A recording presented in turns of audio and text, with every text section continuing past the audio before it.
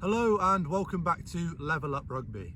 Today we're going to be continuing on our journey through phase 2 by moving on to the next stage of our process after positioning the ball, our walk back.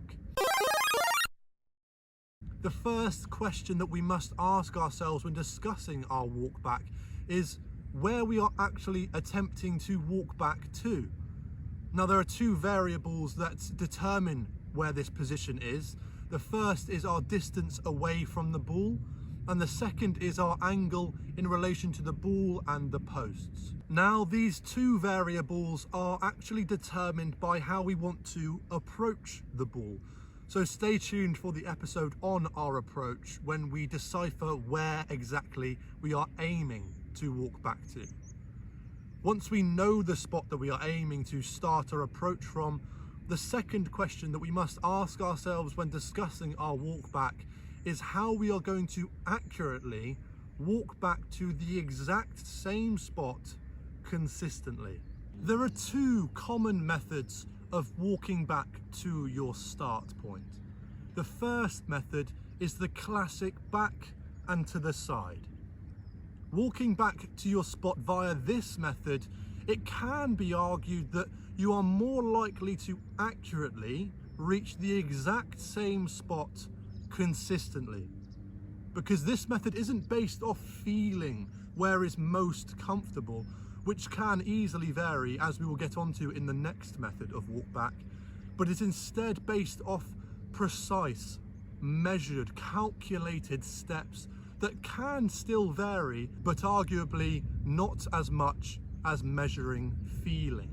However, what we often see is that what begins as such a positive, precise, calculated and measured means of getting you back to the exact same spot becomes riddled with superstition, to the point where you now have this crazy long, convoluted method of walking back from the ball to your start spot. What you must realise, and we will touch upon again in our approach, is that the more steps you take, the greater opportunity there is for variance. Whether it's by a little or a lot, each inaccuracy in each step adds up. Whether it be an understep or an overstep, with each additional step you take, there is an increase in the possibility of your finish point being further and further away from where you desire and expect it to be. But if you can avoid becoming superstitious about how you walk back to your spot, limiting yourself to only the minimal amount of steps required, then the negatives of this method of walk back can be reduced and somewhat avoided altogether. Of course, you will still be taking more steps than just going straight back to that start spot, leading to the potential for more variance, but the variance in those steps is likely to be less than the possible variance of measuring your way back to a comfortable position by feeling your way there. The alternative method of walking back to your start point that I've already hinted at is to simply just walk back in a straight diagonal line to the position that feels most comfortable. The inverse evaluative points therefore apply. Going straight back to this spot, there are therefore fewer steps to make, and thus the opportunity for variance decreases. However, this time the variance comes in as a result of basing where your start point is on a feeling of comfort and familiarity instead of measuring your way back with calculated and somewhat precise steps.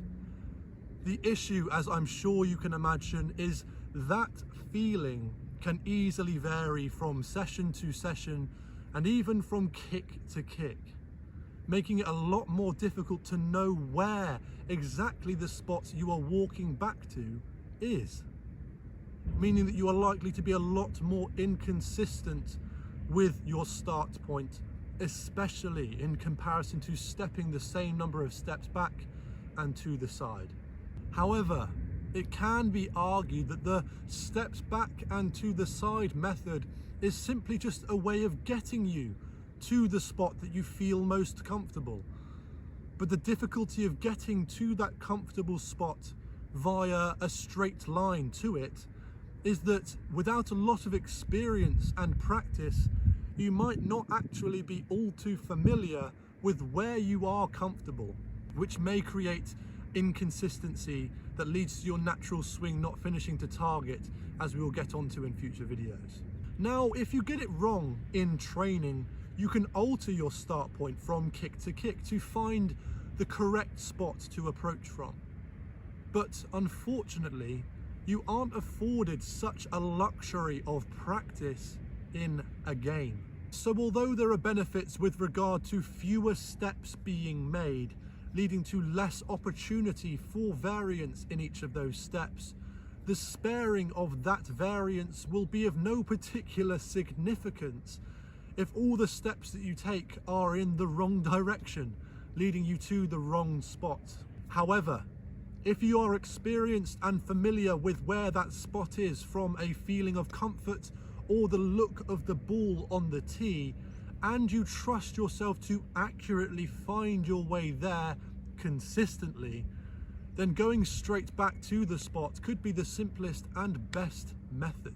So in conclusion, the specific spot that we are aiming to walk back to is actually more so determined by how we want to approach the ball and where we want to start that approach from. And thus we'll be determining where that spot is when we specifically look at our approach in an upcoming video.